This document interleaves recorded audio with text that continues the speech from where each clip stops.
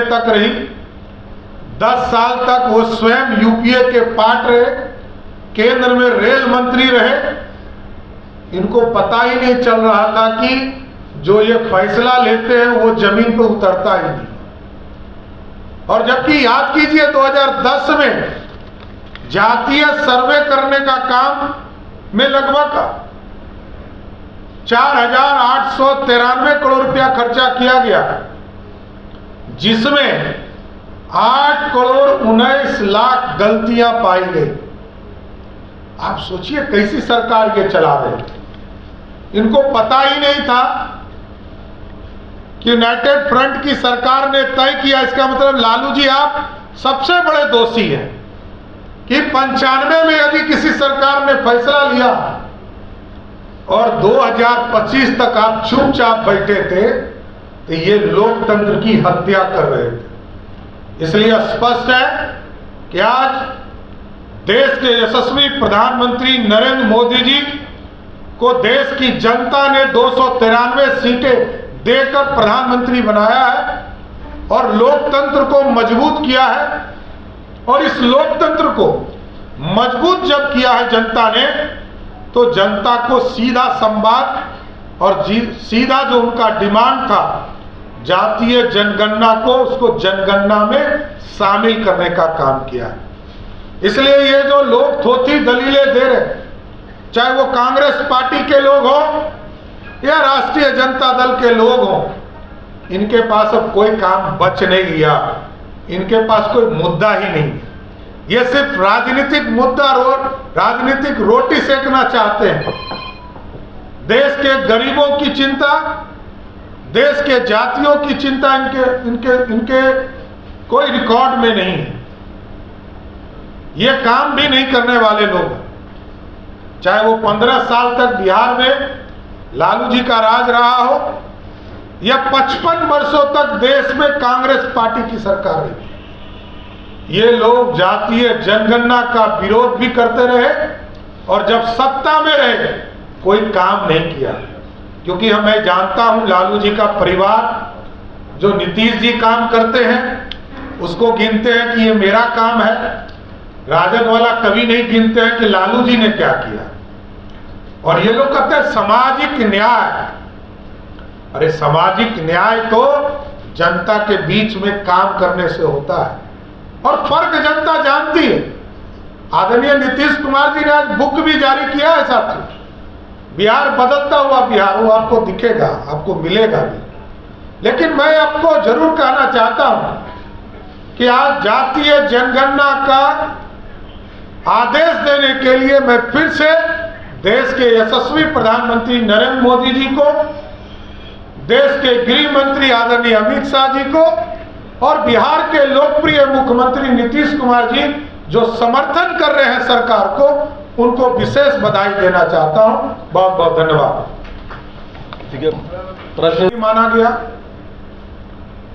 और अभी जो तेलंगाना ने कराया वो मात्र 2 से 3 महीने में पूरी समीक्षा करने का काम किया, जबकि बिहार में आपको याद होगा 2019-20 में विधानसभा के दोनों सदनों के द्वारा जब एनडीए की सरकार थी तब जातीय जनगणना कराने का सिफारिश केंद्र सरकार से एनडीए की सरकार ने किया।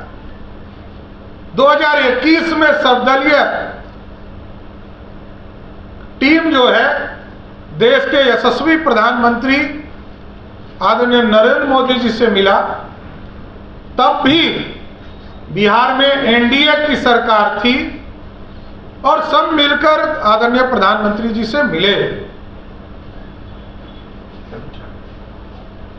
जून 2022 में जब हम लोग कैबिनेट में थे, सरकार में शामिल थे, मैं भी उस कैबिनेट का सदस्य था। नीतीश कुमार जी के आग्रह पर भारतीय जनता पार्टी के सभी मंत्रियों ने, जो 19 मंत्री के तौर पर हमारे भारतीय जनता पार्टी के थे, सभी लोगों ने मिलकर समर्थन दिया और कैबिनेट से पास किया कि बिहार में जातीय सर्वे होगा। आज कुछ लोगों को मैं देख रहा हूं कि कोई पटाखा छोड़ रहा है, कोई मिठाई खिला रहा है। हमको पता नहीं कि 4 सदस्य वाली पार्टी ये लोकतंत्र को मजाक समझती है क्या? जिस पार्टी का 4 सदस्य हो, लोकतंत्र में विरोधी दल के एक सदस्य के तौर पर बैठने का अधिकार जनता ने दिया।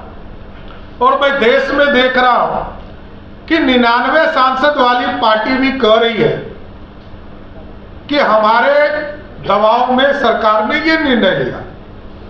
ये तो हमको लग रहा है कि ये लोग सहयोगी दल हो गए क्या? एनडीए के राष्ट्रीय जनता दल, इसका मतलब है कि अब जो जो फैसला देश के प्रधानमंत्री जी लेंगे, इसी तरह पटाखा छोड़ने का काम राजद करेगी। तब तो हम स्वागत करेंगे साथियों।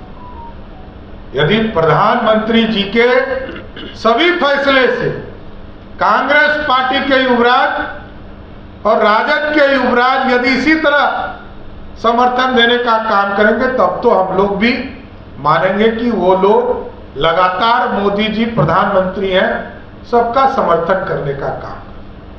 और लालू जी को मैंने देखा, कल सुना, आदरणीय लालू जी ने कहा कि 1995-96 में भारत की सरकार, यूनाइटेड फ्रंट की सरकार ने यह फैसला लिया था। 30 पार्टी के उपाध्यक्ष ललिता जी, मीडिया के सहप्रभारी बबलू जी और यहाँ पर उपस्थित सभी मीडिया के साथीगण, कल का दिन 30 अप्रैल 2025 के देश के यशस्वी प्रधानमंत्री आदरणीय नरेंद्र मोदी जी के नेतृत्व में जो भारत सरकार ने एक फैसला लिया जाति जनगणना का, इस ऐतिहासिक फैसला के लिए मैं बिहार सरकार की ओर से और बिहार भारतीय जनता पार्टी की ओर से देश के यशस्वी प्रधानमंत्री आदरणीय नरेंद्र मोदी जी को बधाई और धन्यवाद देना चाहता हूं।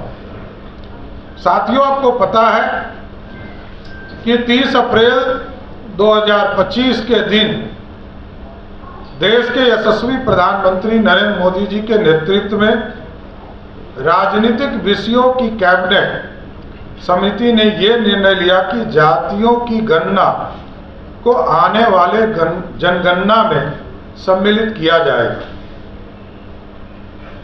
यह इस बात को दर्शाता है कि वर्तमान सरकार देश और समाज के सर्वांगीण हितों एवं मूल्यों के लिए प्रतिबद्ध है।